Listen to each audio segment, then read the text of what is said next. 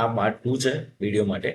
આને પહેલા પાર્ટ 1 માં આપણે જોયું રજિસ્ટ્રેશન કેવી રીતે કરવાનું છે, ફેમિલી ડિટેલ્સમાં ફેમિલી મેમ્બરની ડિટેલ્સ કેવી રીતે એડ કરવાની છે, આધાર કાર્ડ જે બધા ફેમિલી મેમ્બર છે એ લોકોના કેવી રીતે અપલોડ કરવાના છે. આધાર કાર્ડમાં ફક્ત ને ફક્ત જેપીજી અને પીએનજી ફાઇલ્સ જ અપલોડ કરવાની છે. એના સિવાયની પીડીએફ ફાઇલ્સ અપલોડ થશે નહીં, ત્યાં આગળ સિસ્ટમમાં અલાઉડ નહીં કરે, એનું ખાસ ધ્યાન રાખજો. હવે આપણે પાર્ટ 2 એટલે આપણો જે K12 નું જો મેઇન ફોર્મ છે એ ફોર્મ ભરવાનું રહેશે. હવે એની માટે અહીં મેન્યુમાં જઈ અહીં K12 ફોર્મ કરીને ઓપ્શન છે એના ઉપર ક્લિક કરવાનું છે.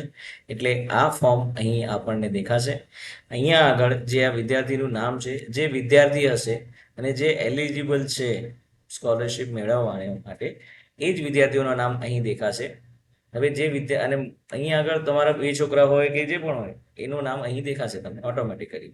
હવે અહીંયા સિલેક્ટ કરી અને એનું જે ડિટેલ્સ આપણે ત્યાં આગળ ભરી છે ફેમિલી ડિટેલ્સમાં, ત્યાંથી જે થોડી ઘણી જે ડિટેલ્સ છે એ બધી અહીં આવી જશે. એના પછીની ડિટેલ્સ અહીં ભરવી પડશે. હવે જેમ કે અહીં જેવું મેં સિલેક્ટ કર્યું તો હિત અંકુર કાંતિલાલ વેરા સ્ટુડન્ટનું નામ આવી ગયું, ઈમેલ આઈડી રજીસ્ટ્રેશન વખતે જે નાખ્યું છે એ આવી ગયું, મોબાઈલ નંબર અહીં આવી ગયો, વોટ્સએપ નંબર અહીં નાખવાનો છે. વોટ્સએપ નંબર નાખ્યા બાદ અહીંયા એની સ્ટુડન્ટની જે જન્મ તારીખ મેં નાખી છે એ આવી ગઈ, એનું જેન્ડર આવી ગયું. અહીંયા એના ફાધરનું નામ એટલે મારું નામ નાખવાનું છે મારે. અહીંયા એની મધરનું નામ, જે સિંગલ પેરેન્ટ હોય એમની માટે અહીંયા આગળ મધર અથવા તો ફાધર જે હોય પ્રેઝન્ટ એમનું ડિટેલ નાખવાનું કમ્પલસરી છે, પણ નાખવું જરૂરી છે. એ નહીં નાખો તો ના ચાલે, સિસ્ટમ આગળ વધશે નહીં. હવે અહીંયા આગળ એડ્રેસ જે આપણે ત્યાં આગળ ફેમિલી ડિટેલમાં જે ભરી હતી ત્યાંથી એડ્રેસ ઓટોમેટિકલી અહીંયા આવી ગઈ છે. હવે નેક્સ્ટ ડોક્યુમેન્ટ આપણે સ્ટુડન્ટનો ડેટા જે આપણે ભર્યો એ સેવ થઈ ગયો. હવે એના પછી અહીંયા આગળ જે ઓફિસનું એડ્રેસ જે નાખ્યું હતું મેં, જે હું જ્યાં જોબ કરું છું, જે કામ કરું છું, એ ડિટેલ અહીંયા આવી ગઈ. એના પછી અને પ્લસ ફેમિલીની ડિટેલ્સ જે આપણે ભરી હતી એ બધા ફેમિલી મેમ્બરની ડિટેલ અહીંયા આગળ દેખાશે. એના પછી પાછું અહીંયાથી નેક્સ્ટ કરવાનું છે. એના પછી અહીંયા આગળ આવશે એજ્યુકેશન કોર્સ ડિટેલ્સ. અહીંયા આગળ જઈને સ્ટુડન્ટ આપણો જે વિદ્યાર્થી જેનું આપણે ફોર્મ ભરી રહ્યા છીએ એ વિદ્યાર્થી કયા ધોરણમાં છે એ સિલેક્ટ કરવાનું છે. હવે 11મીમાં કે જે પણ હોય નર્સરીથી કરીને અહીંયા આગળ 12મી સુધીનું પ્રોવિઝન આપવામાં આવ્યું છે એ અહીં સિલેક્ટ કરી, સપોઝ અત્યારે 10મીમાં છે એ ડિટેલ નાખી. પછી એજ્યુકેશન બોર્ડ, તો એ કયા બોર્ડમાં ભણે છે એ સિલેક્ટ કરવાનું છે. જે પણ સ્ટેટમાં ભણતો હોય તો સ્ટેટ બોર્ડ તમે સિલેક્ટ કરી શકો છો. એના પછી એની સ્કૂલનું નામ,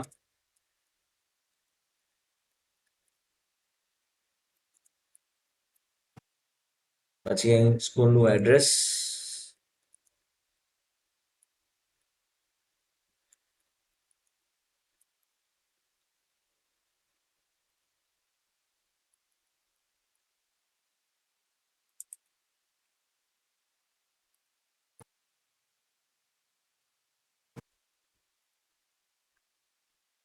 અગર વિદ્યાર્થીએ કંઈ સ્પેશિયલ અચીવમેન્ટ કર્યું હોય કે કોઈ સ્પોર્ટ્સમાં કે કોઈ પણ વસ્તુમાં અગર એને કંઈ પ્રાપ્તિ થઈ હોય સારી, તો એ અહીંયા ડિટેલ્સ નાખી શકો છો તમે.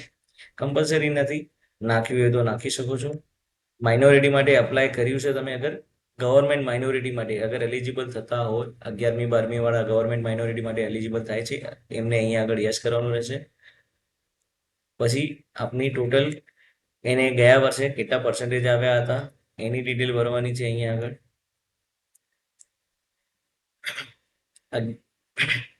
એના પછી વાર્ષિક જે ફી છે એ ફી અહીં ડિટેલ નાખવાની છે એની 52,000 રૂપિયા. અધર એજ્યુકેશન જે એક્સપેન્સીસ છે, જ્યાં તમે ટ્યુશન ફી કે તમારા ચોપડાનો પર જે પણ ખર્ચો તમારો થતો હોય એ તમે અહીંયા આગળ નાખી શકો છો. એ નાખ્યા બાદ આ વર્ષમાં તમે કેટલી ફી અત્યાર સુધી ભરી દીધી છે એની ડિટેલ ભરવાની છે તમારે. મેં 30,000 ભરી દીધી છે. એના પછી નેક્સ્ટ. ઓકે, હવે અહીંયા આગળ ડોક્યુમેન્ટ અપલોડનું સેક્શન છે. અહીંયા આગળ સૌથી પહેલા અહીંયા આગળ જેટલા પણ ડોક્યુમેન્ટ છે બધા ફક્ત ને ફક્ત ઇમેજ ફોર્મેટ એટલે જેપીજી અને પીએનજી ફોર્મેટમાં જ અપલોડ કરવાના છે. પહેલો છે ડોક્યુમેન્ટ પાસપોર્ટ સાઇઝ ફોટો, જે વિદ્યાર્થીનો ફોટો આવશે. ચૂઝ ફાઇલ કરી અહીંથી મેં મારે ફોટો સિલેક્ટ કરવાનો છે અને એને અપલોડ કરવાનો છે. અપલોડ થશે એટલે આ મેસેજ આવશે, ફાઇલ અપલોડેડ સક્સેસફુલી. અને અહીં જે ડોક્યુમેન્ટનું નામ લખ્યું છે એ ગ્રીન કલરમાં થઈ જશે, જેનો અપલોડ થઈ જશે એના પછી જેના અકાઉન્ટમાં આપણને પૈસા તમારા જોઈએ છે તમને સ્કોલરશિપના, એનો પેન કાર્ડનો ફોટો એ અહીં નાખવાનો છે.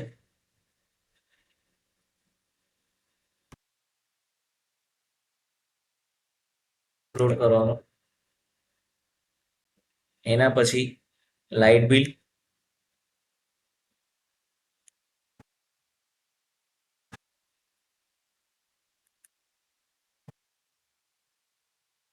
એના પછી એનું જે પરીક્ષા હમણાં એને આપી છે જે ધોરણની, હવે એ સપોઝ 10મામાં આવ્યો છે તો હવે એનું 9માનું રિઝલ્ટ મારી પાસે છે એ હું અપલોડ કરીશ. એવી રીતે તમારો વિદ્યાર્થી જે પણ ધોરણમાં આવ્યા હોય એ ધોરણનો એના આગલા વર્ષના ધોરણનું રિઝલ્ટ અહીંયા આગળ અપલોડ કરવાનું રહેશે.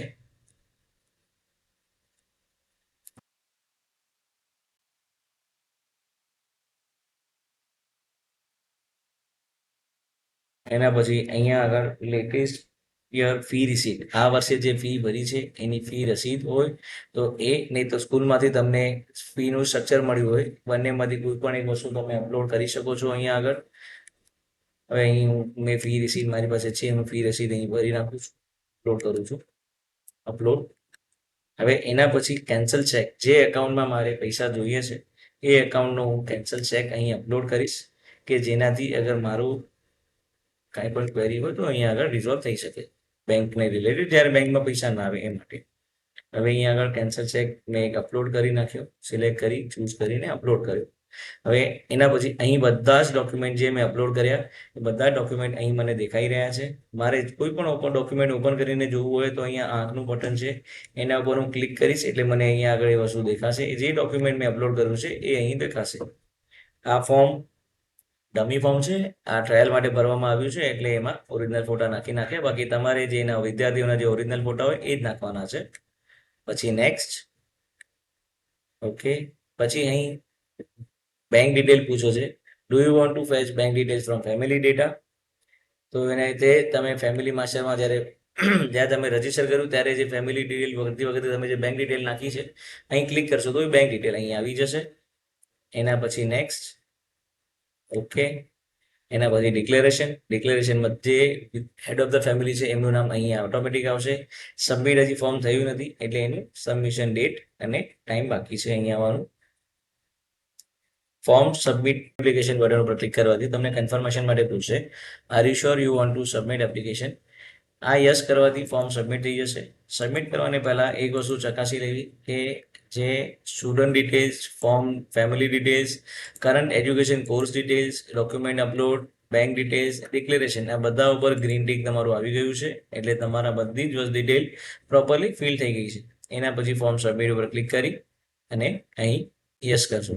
અહીં યસ કરવાથી સ્ટુડન્ટ ડેટા અપડેટેડ સક્સેસફુલી એનો મેસેજ આવશે ને ઓકે કરવાથી તમારા જે નંબર વોટ્સએપ ઉપર રજીસ્ટર્ડ હતું એ વોટ્સએપ ઉપર તમને પાછો ફરીથી એક મેસેજ આવ્યો હશે કે form has been submitted successfully with application ID this. એમાં જે પણ એપ્લિકેશન આઈડી હશે એ એમાં લખેલું આવી જશે. અહીં સુધીનો આ વિડીયો છે જેમાં તમારું ફોર્મ સબમિટ થઈ ગયું છે. ફોર્મ સબમિટ કર્યા સિવાય પ્રિન્ટ પ્રિવ્યૂ તમને નહીં દેખાય.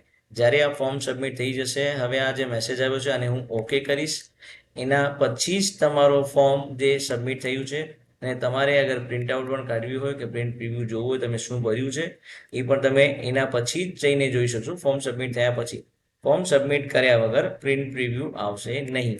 એ વસ્તુનું ખાસ ધ્યાન રાખજો એટલે એની માટે કોઈ કન્ફ્યુઝન ક્રિએટ ના થાય.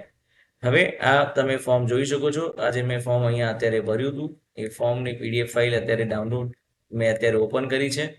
ફોર્મેટ અહીં આ ફોર્મનું જે પણ ફોર્મ તમે ભર્યું છે, જે ડિટેલ્સ તમારી ભરેલી છે એ બધી ડિટેલ્સ અહીં આવશે.